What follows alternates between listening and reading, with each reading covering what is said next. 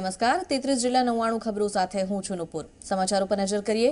મુખ્યમંત્રી વિજય રૂપાણીએ સુરેન્દ્રનગરના તરણેતરમાં સુજલામ સુફલામ જળસંચય યોજનાનો પ્રારંભ કરાવ્યો। ચોમાસા પહેલા તળાવ ઊંડા કરવાની યોજનાની શરૂઆત કરવામાં આવી।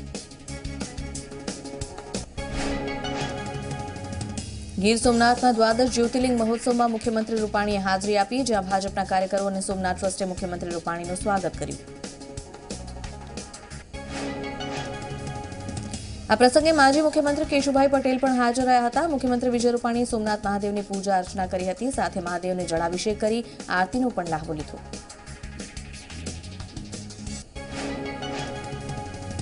ગુજરાતમાં કોંગ્રેસ વર્કિંગ કમિટીની બેઠકની તૈયારીઓની સમીક્ષા માટે કોંગ્રેસના ખજાનચી અહેમદ પટેલે અમદાવાદમાં વિવિધ સ્થળોની મુલાકાત લીધી છે। અહેમદ પટેલે ગાંધી આશ્રમ, સરદાર સ્મારકની મુલાકાત લીધી। તેમની સાથે રાજીવ સાતવ અને પરેશ ધાનાણી સહિતના નેતાઓ પણ હાજર રહ્યા।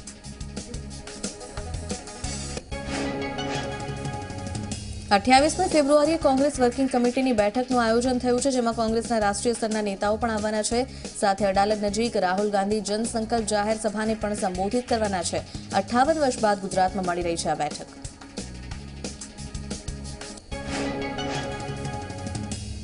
સાબરડેરીની ચૂંટણીમાં વિકાસ પેનલની થઈ છે ભવ્ય જીત। આ ચૂંટણીમાં હિંમતનગર ઝોનમાં વિપુલભાઈ પટેલનો 585 મતથી, પ્રાંતિજ ઝોનમાં મણિભાઈ પટેલનો 632 મતથી વિજય થયો છે।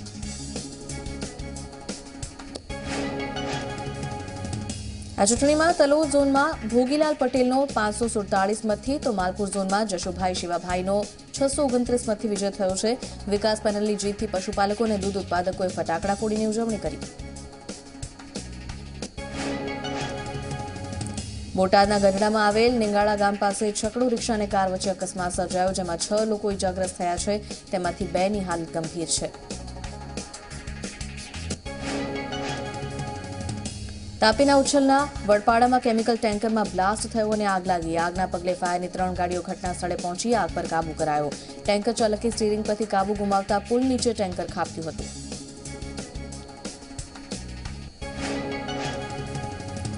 શુક્રવારે અમદાવાદમાં કોંગ્રેસના 60 વર્ષના યોગદાન અંગે હઠીસિંહ ગેલેરીમાં પ્રદર્શન કાર્યક્રમ યોજાયો। કોંગ્રેસના અગ્રણી નેતા મધુસૂદન મિસ્ત્રી, અર્જુન મોઢવાડિયા, શક્તિસિંહ ગોહિલ સહિતના નેતાઓ અને કાર્યકરો પ્રદર્શનમાં હાજર રહ્યા। મહત્વનું છે કે કોંગ્રેસના 60 વર્ષના યોગદાન અંગેનું પુસ્તક પણ અહીં લોન્ચ કરાયું। 60 વર્ષમાં કોંગ્રેસે કરેલી દેશહિતની કામગીરી આર્ટ ગેલેરીમાં પ્રદર્શિત કરવામાં આવી હતી, જેને નિહાળીને રિવ્યુ પણ મુકાયો। સાથે અહેમદ પટેલે પુલવામા હુમલાને લઈને પણ પ્રતિક્રિયા આપી।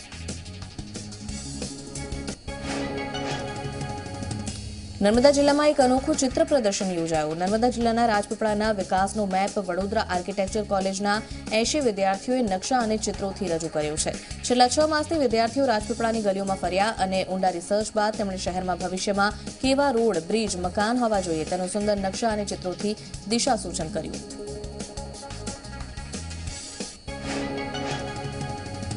સુરતથી દેશભરમાં સાડીનો વેપાર કરનાર વેપારીએ સાડીની નવી એક ડિઝાઇન તૈયાર કરી છે, જેને જોઈ તમે પણ ખરીદી કરવાથી પોતાને રોકી નહીં શકો। આ સાડીનું નામ છે સર્જિકલ સ્ટ્રાઇક સાડી। સાડીની ડિઝાઇન ભારતીય સેનાના શૌર્યને વર્ણવે છે।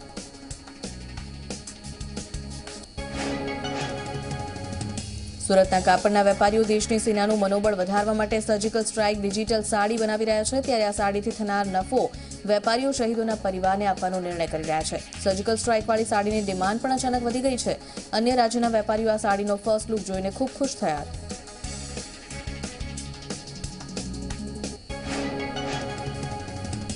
અમદાવાદના વિરમગામના લોકડાયરામાં ચલણી નોટોનો વરસાદ થયો। શહીદોના પરિવારની સહાય માટે આ લોકડાયરો યોજાયો હતો, ત્યારે સ્ટેજ પર શહીદોના પરિવારનું સન્માન પણ કરાયું।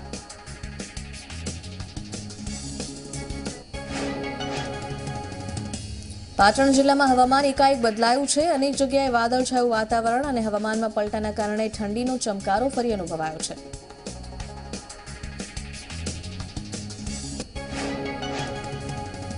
રાજ્યના કેટલાક વિસ્તારોમાં વાતાવરણમાં પલટું છે। અરવલ્લી જિલ્લામાં પણ વાદળછાયું વાતાવરણ છે અને તેની સાથે ઠંડા પવનો ફૂંકાઈ રહ્યા છે, ત્યારે બેવડી ઋતુથી લોકો હેરાન થયા છે।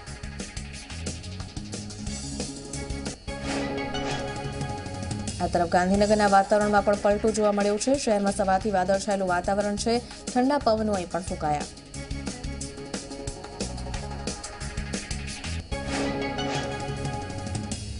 અરવલ્લીના મોડાસા પાસે ભેદી ધડાકા સાથે ધ્રુજારી અનુભવાઈ. સવારે 6 કલાક અને 15 મિનિટે લોકોએ એક ભેદી ધડાકો અનુભવ્યો.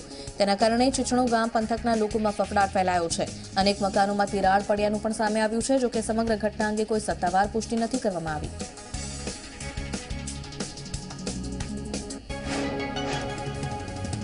રાષ્ટ્રીય કામધેનુ આયોગના ચેરમેન તરીકે ડોક્ટર વલ્લભ કથિરિયાની નિમણૂક કરાઈ છે. બજેટમાં થઈ હતી રાષ્ટ્રીય કામધેનુ યોજનાની જાહેરાત. ત્યારે ગૌ સંવર્ધન માટે કેન્દ્ર સરકારે આયોગની રચના કરી છે. ડોક્ટર કથિરિયા 7 વર્ષથી ગુજરાત ગૌસેવા આયોગના ચેરમેન છે.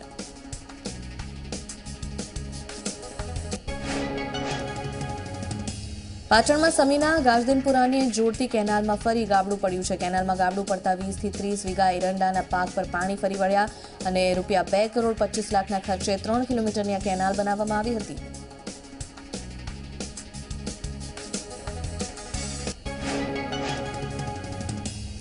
ચંડેલ અનુમંડલના પુડીસલ્લી ગામમાં નાના ભાઈએ મોટા ભાઈ અને તેના પરિવારના 5 લોકોની હત્યા કરી, જેમાં 3 બાળકો પણ હતા. આ ઘટનાથી સમગ્ર વિસ્તારમાં ચકચારી મચી જવા પામી છે. પોલીસે બનાવને લઈને કાર્યવાહી શરૂ કરી છે. તો સરાયકેલાના એસપીએ જણાવ્યું કે હત્યારો ભાઈ માનસિક અસ્વસ્થ હતો અને નશાખોર પણ હતો, જેના કારણે તેણે આ પગલું ભર્યું છે. પોલીસે હત્યારા ભાઈની ધરપકડ કરી છે.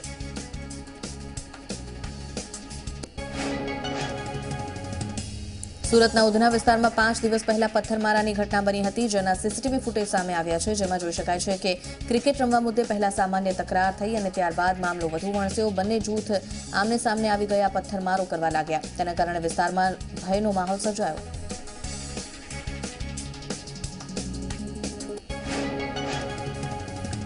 જામનગરમાં 12 કલાકમાં સ્વાઇન ફ્લૂથી વધુ એક યુવાનનું મોત નીપજ્યું છે. 39 વર્ષીય યુવકનું સારવાર દરમિયાન મોત થયું છે અને મોત નીપજતા જામનગરમાં હવે સ્વાઇન ફ્લૂથી મોતનો આંકડો 17 પર પહોંચ્યો છે. 14 થી વધુ સ્વાઇન ફ્લૂના દર્દીઓ હજી પણ સારવાર હેઠળ.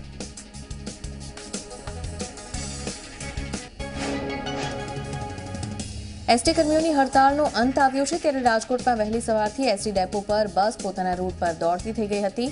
બસ વ્યવહાર શરૂ થતાં પ્રવાસીઓએ પણ રાહતનો શ્વાસ લીધો છે. છેલ્લા 2 દિવસ હડતાળના પગલે મુસાફરોએ અનેક સમસ્યાનો સામનો કરવો પડ્યો.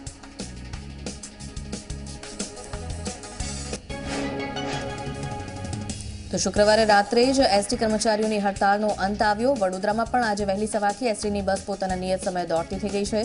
જોકે કેટલીક બસ હજુ સમયસર નથી પહોંચી શકી.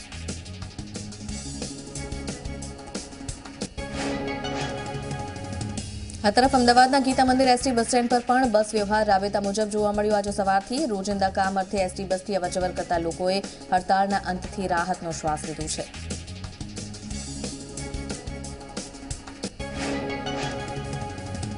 સુરતમાં પણ હડતાળ પૂરી થયા બાદ એસટી બસ તેના રૂટ પર દોડતી થઈ ગઈ છે. જોકે સુરત બસ સ્ટેશનની વાત કરીએ તો સવારે 9 વાગ્યા સુધી દાહોદ, ગોધરા સહિતની કેટલીક બસ પોતાના ડેસ્ટિનેશન પર પહોંચી નહોતી શકી.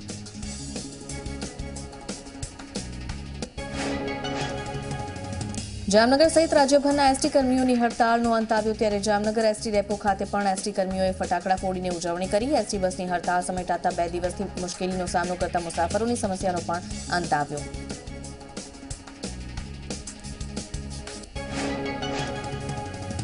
બે દિવસથી હડતાળ બાદ આખરે કર્મચારીઓએ હડતાળ સમેટી. ત્યારે ગાંધીનગરમાં સંકલન સમિતિ અને સરકાર વચ્ચેની બેઠકમાં સમાધાન થયું. 7મા પગાર પંચની માંગણી પણ સ્વીકારવામાં આવી છે. ત્યારે હડતાળ સમેટાઈ છે. એસટી કર્મચારીઓની માંગણી સ્વીકારાઈ અને સવારે 4 વાગ્યાથી તમામ બસ રાબેતા મુજબ શરૂ થઈ ગઈ છે.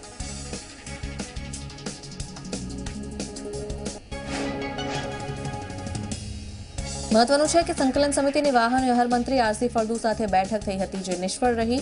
ત્યારબાદ બીજી બેઠક કરવામાં આવી અને બેઠકમાં સરકાર તરફથી સંકલન સમિતિની 7મા પગાર પંચનો લાભ આપવાની માંગણી સ્વીકારવામાં આવી, જેની લેખિતમાં બાંયધરી પણ આપવામાં આવી.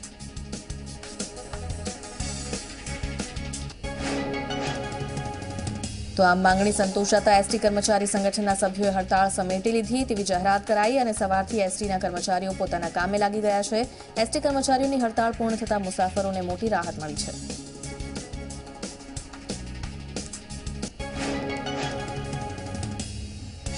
પુલવામા હુમલા બાદ સૌરાષ્ટ્ર ક્રિકેટ એસોસિએશને પણ બેનરમાંથી પાકિસ્તાનનું નામ કાઢીને પોતાનો રોષ દર્શાવ્યો છે. ઉલ્લેખનીય છે કે બેનર પર 6 દેશના નામ હતા.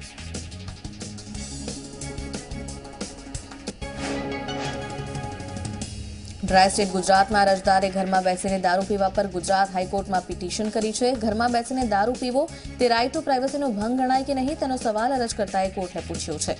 અરજી અનુસંધાને રાજ્ય સરકાર અને એડવોકેટ જનરલને નોટિસ પણ પાઠવવામાં આવી છે. ખુલાસો મંગાયો છે. આગામી દિવસોમાં તેના પર સુનાવણી હાથ ધરાશે.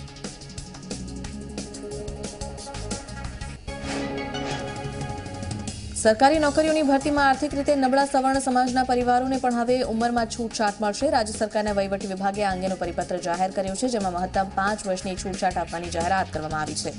વધુમાં વધુ 45 વર્ષ સુધીની વય સુધીની છૂટછાટ પરિપત્રમાં આપવામાં આવશે.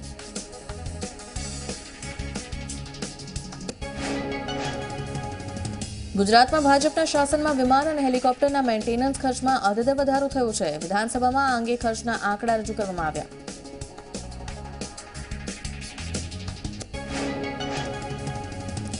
બે વર્ષમાં હેલિકોપ્ટરના મેન્ટેનન્સ ખર્ચમાં 6.66 કરોડ રૂપિયાનો ખર્ચ થયો છે, તો વિમાન અને હેલિકોપ્ટર બંનેના મેન્ટેનન્સનો ખર્ચ 2 વર્ષમાં કુલ 12 કરોડથી પણ વધુનો છે.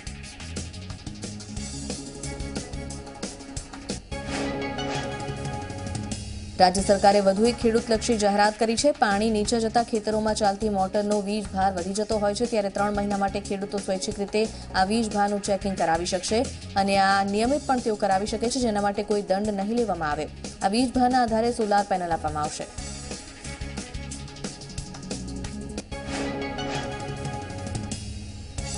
સરકાર સાથે મુલાકાત બાદ હડતાળ પર ઉતરેલા શિક્ષકોએ આંદોલન સમેટવાની જાહેરાત કરી. ઝી 24 કલાક સાથેની વાતચીતમાં ગુજરાત શિક્ષક સંઘે કહ્યું કે અમારો કાર્યક્રમ એક જ દિવસનો હતો. સરકારે અમારી માંગણી પર સકારાત્મક વલણ દાખવ્યું છે.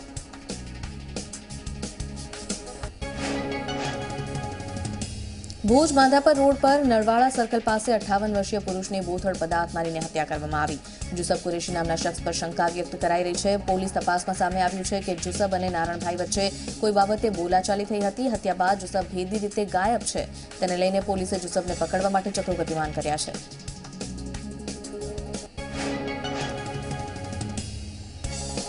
કચ્છના ભચાઉના માનસરોવર વિસ્તારમાં છરીના ઘા ઝીકી એક યુવકની હત્યા કરવામાં આવી. હત્યાને અંજામ આપી હત્યારાઓ ફરાર થઈ ગયા છે. લૂંટના ઇરાદે હત્યા કરાઈ હોવાનો પરિવારજનોનો આક્ષેપ છે. પોલીસે હત્યાનો ગુનો નોંધી તપાસ તેજ કરી.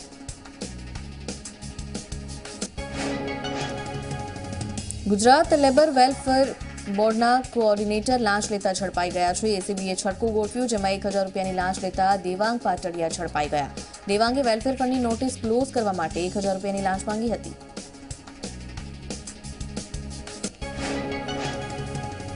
બનાસકાંઠા જિલ્લામાંથી વધુ એક કર્મચારી લાંચ લેતા એસીબીના હાથે ઝડપાયા. સમાજ કલ્યાણ નિરીક્ષક દાના ચૌધરી ₹2,000ની લાંચ લેતા ઝડપાયા છે. આરોપીએ ફરિયાદી પાસેથી આંબેડકર આવાસ યોજના અંતર્ગત મકાન સહાય માટે લાંચ માંગી હતી. બનાસકાંઠા એસીબી આરોપીને રંગે હાથ લાંચ લેતા ઝડપીને કાયદેસરની કાર્યવાહી હાથ ધરી છે.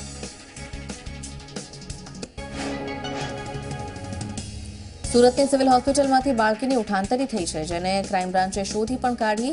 ક્રાઇમ બ્રાન્ચે મહિલાને તેના પતિની ધરપકડ કરી, ત્યારે બાળકી શહેરના ડિંડોલી વિસ્તારમાંથી મળી આવી. મહિલાને સંતાન ન હોવાથી બાળકીની ચોરી કરી હતી.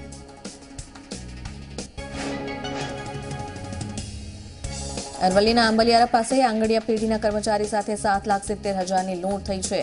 રોકડ બેગમાં લઈને કર્મચારી નીકળ્યો, ત્યારે બાઇક સવાર 2 શખ્સો ત્યાંથી પસાર થઈને રૂપિયા ભરેલી બેગ ઝૂંટવીને પસાર થઈ ગયા.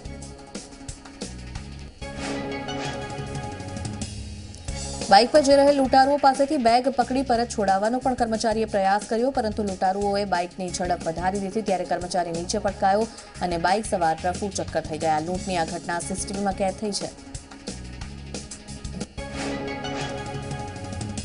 રાજકોટમાં વધુ એક હત્યાનો બનાવ સામે આવ્યો છે. શહેરની સેન્ટ્રલ જેલ પાસે એક યુવાનની હત્યા કરવામાં આવી છે. જિલ્લા જેલમાં ટિફિન આપવા જઈ રહેલ યુવક પર જેલ નજીક આવેલ મંદિર પાસે છરીના ઘા મારવામાં આવ્યા અને મોતને ઘાટ ઉતારવામાં આવ્યો. 2 આરોપીએ હત્યા કર્યા હોવાનું બહાર આવ્યું છે. કૌટુંબિક ભાઈની હત્યાનો બદલો લેવા હત્યા કરાઈ.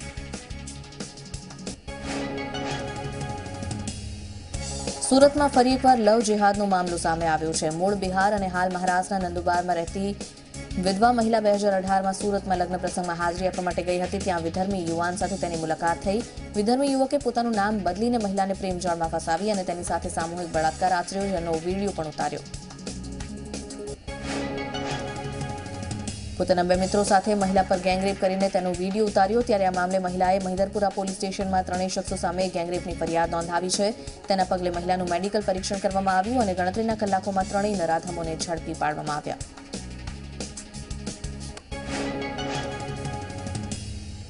નવસારીમાં રાનકુવા ગામે સરકારી આવાસ ધરાશાયી થયું, જેમાં દટાઈ જવાના કારણે એક બાળકીનું મોત થયું છે. અન્ય એક મહિલા અને 2 બાળકી સહિત 3ને ઈજા થઈ, ત્યારે સારવાર માટે તમામને હોસ્પિટલ ખસેડવામાં આવ્યા છે.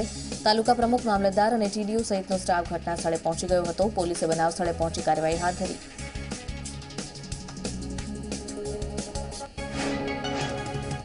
સમાચારોમાં આગળ વધીશું. હાલ રોકાઈએ એક બ્રેક માટે.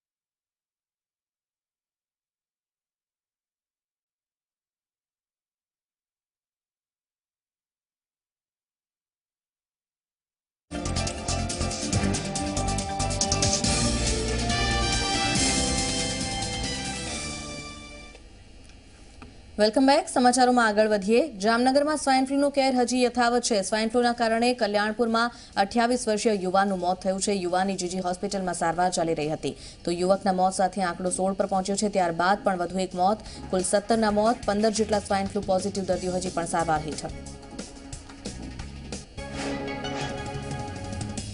તો રાજકોટમાં પણ સ્વાઇન ફ્લૂનો કેર યથાવત જોવા મળી રહ્યો છે। જિલ્લામાં સ્વાઇન ફ્લૂથી 2 લોકોના મોત થયા છે।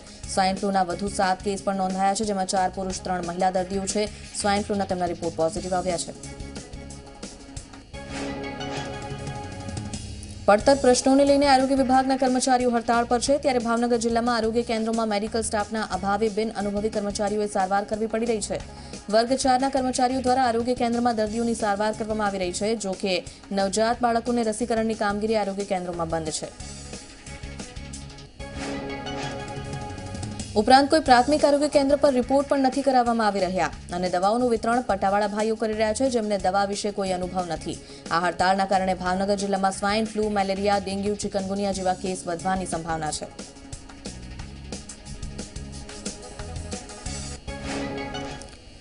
મહત્વના સમાચાર આપને જણાવીએ। પાટણ જિલ્લામાં લોકસભાની ચૂંટણીને લઈને રાજકારણ ગરમાયું છે। કોંગ્રેસમાં લોકસભાની ચૂંટણીને લઈને જૂથવાદ સામે આવ્યો છે।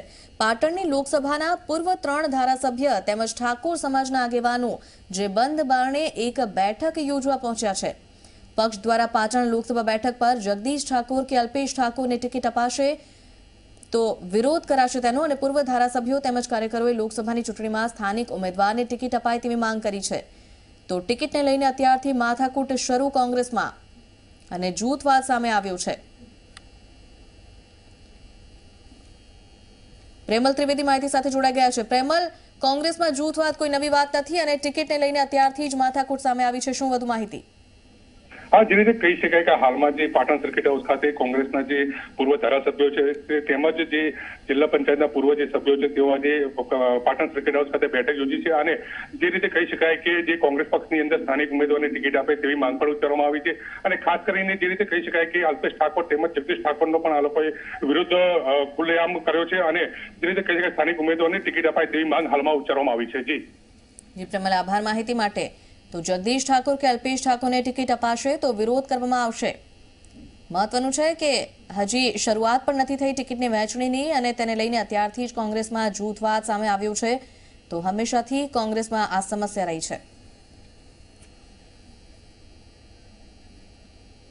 33 જિલ્લા 99 ખબરોમાં આગળ વધીએ। અમદાવાદ મનપાની સામાન્ય સભામાં હોબાળો થયો। મેયરે શૂન્યકાળનો સમય ન આપતા વિવાદ થયો છે। બંને પક્ષ વચ્ચે હોબાળો થવાથી મેયરે સભા બરખાસ્ત કરી। મેયરની ઓફિસમાં કોંગ્રેસની મહિલા સભ્યોએ હોબાળો મચાવ્યો। અરવલ્લીના કોલીખડ ગામમાં લોકોએ રાજનીતિ સામે અનોખો વિરોધ દર્શાવ્યો છે। ગામમાં એવા બેનર લગાવાયા છે કે કોઈપણ રાજકીય પક્ષના નેતાએ ગામમાં પ્રવેશ ન કરવો। ગામ લોકોનું કહેવું છે આતંકવાદ સામે દરેક રાજકીય પક્ષે એક થઈને કડક કાર્યવાહી કરવાની જરૂર છે। ગામ લોકોએ પાકિસ્તાન સામે કડક કાર્યવાહીની માંગ કરી છે। છોટાઉદેપુર જિલ્લામાં વધુ એકવાર વન્ય પ્રાણી દીપડાનો શિકાર કરાયો, જેમાં પગમાંથી નખ કાઢી લેવામાં આવ્યા હતા। ત્યારે દીપડાના નખની તસ્કરી કરવાના ઈરાદાથી શિકાર કરાતો હોવાને લઈને વન વિભાગે તપાસ હાથ ધરી છે। વન વિભાગે પોલીસ સાથે મળીને સંયુક્ત કાર્યવાહી હાથ ધરી। બનાસકાંઠાના કાંકરેજના તેરવાડા ગામે જંગલી જાનવરના પંજાના નિશાન દેખાયા છે। ત્યારે લોકોમાં ફફડાટ છે। ગ્રામજનોએ વન વિભાગને જાણ કરી છે।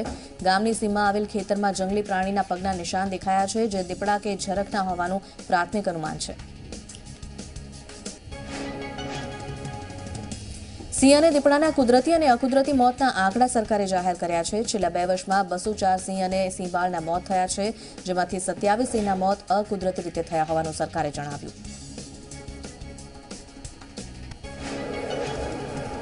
તો છેલ્લા 2 વર્ષમાં દીપડાના 331 મોત થયા છે। દીપડાના બચ્ચાના પણ મોત થયા છે, જેમાંથી અકુદરતી રીતે 86 દીપડાના મોત થયા હોવાનું સરકારે જણાવ્યું।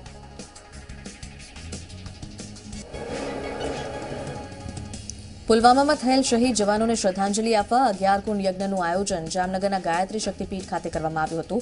ગુજરાત રાજપૂત કરણી સેના અને મહિલા પાંખ તેમજ ગાયત્રી પરિવારના સભ્યોએ મળીને આ શ્રદ્ધાંજલિ કાર્યક્રમ યોજ્યો હતો।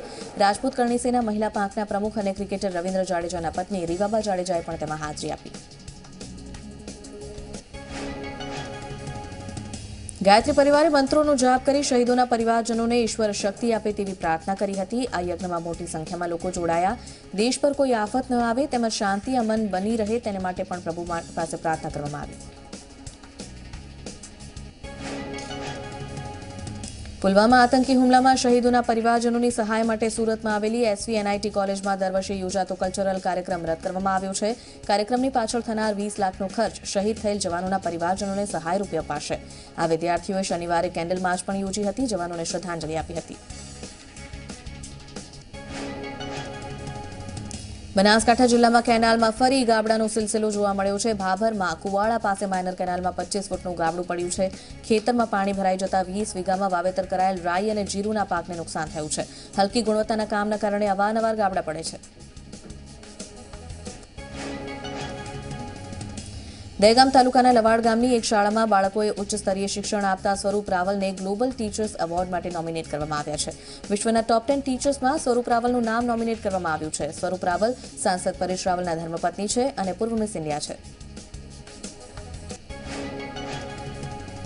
તેઓ અનેક ફિલ્મો પણ કરી ચૂક્યા છે અને 10,000થી વધુ બાળકોને શિક્ષણ આપી ચૂક્યા છે. એટલું જ નહીં, ગાંધીનગર જિલ્લાના જાખોર ગામમાં મફત શિક્ષણ આપતી શાળા પણ ચલાવે છે.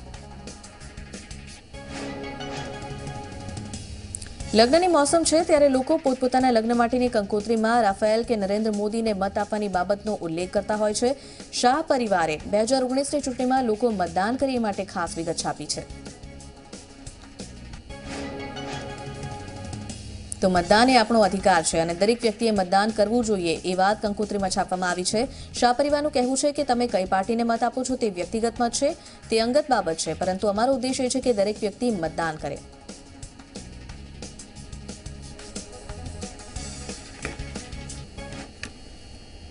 તો 33 જિલ્લા 99 ખબરોમાં હાલ આટલું જ. વધુ સમાચારો સાથે ઝિલન જોડાશે આપની સાથે. જોતા રહો ઝી 24 કલાક.